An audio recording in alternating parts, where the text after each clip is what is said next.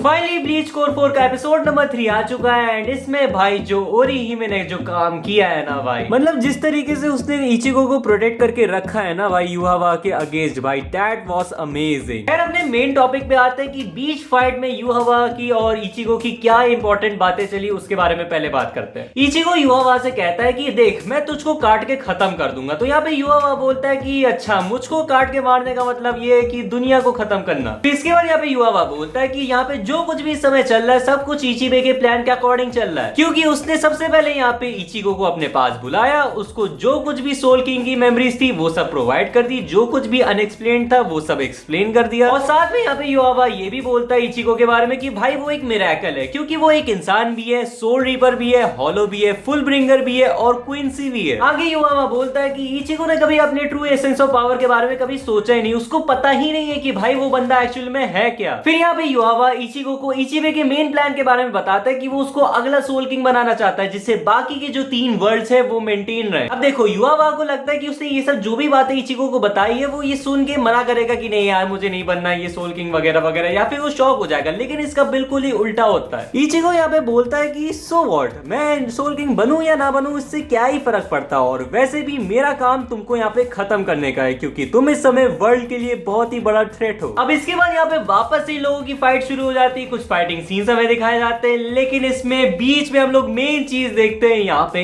Ichigo Kurosaki का horn of salvation. जैसे ही ये बंदा ट्रांसफॉर्म होता है हम लोग सीधा सीन से शिफ्ट होके आ जाते हैं वैल्करी भैया पे। यहाँ पे शिनजी और उसकी पूरी टीम मिलके फाइट करती है वैल्करी से, लेकिन मैं सच्ची बताऊं तो वैल्करी पे कोई भी असर नहीं होता एंड इनफैक्ट यहाँ पे तोशिरो की भी एंट्री हो जाती है। तोशिरो अपनी बंग का यूज करता है, लेकिन उसके बाद भी वैल्करी पे कोई असर नहीं होता, और ये देख के यहाँ पे बेयाक्यूया भी यहाँ पे आता है, लेकिन उसके बाद भी वैल्करी पे कोई भी असर नहीं होता है। अब वैल्करी यहाँ पे फाइट बैक करने के लिए अपना हाथ आके बढ़ाता ही है कि तभी यहाँ पे एंट्री हो जाती है मॉन्स्टर की, और मेरे मॉन्स्टर कहने का मतलब ब्लीच फैंस तो समझ ही गए होंगे। यहाँ पे आ जाता है केनपाची ज़ाराकी एंड वो आते से आते वैल्करी का पूरा हाथ काट देता है, लेकिन हमें पता चलता है कि अगर उसका बॉडी पार्ट काट भी दे तो फिर वो वापस से रीग्रो कर लेगा एंड इवन ज्यादा बड़े साइज में भी रीग्रो कर सकता है वो। मतलब एक तरीके से अगर तुम इस बंदे पे अटैक करोगे, कहीं कटवट मारोगे, तो फिर वो बंदा वापस से उस चीज को रीग्रो कर लेगा और इवन ज्यादा स्ट्रॉन्ग हो जाएगा। खैर इसी बीच हम लोग देखते हैं यहाँ पे मिड फाइट पे ज़ाराकी रिलीज करता है नोज़ाराशी एंड भाई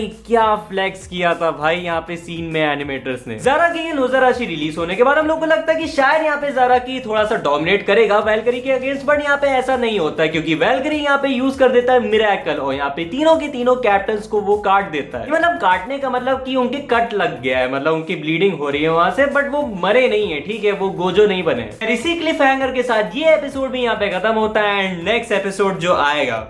उसमें मैं स्पॉइलर नहीं देना चाहता हूँ, बंद तो बहुत कर रहा हूँ उसके बारे में बात करने का, बट मैं उस पे अगले एपिसोड पे ही बात करूंगा। खैर चलता हूँ, मिलता हूँ तुम लोगों से नेक्स्ट एपिसोड पे, तब तक के लिए good bye, take care, sayonara.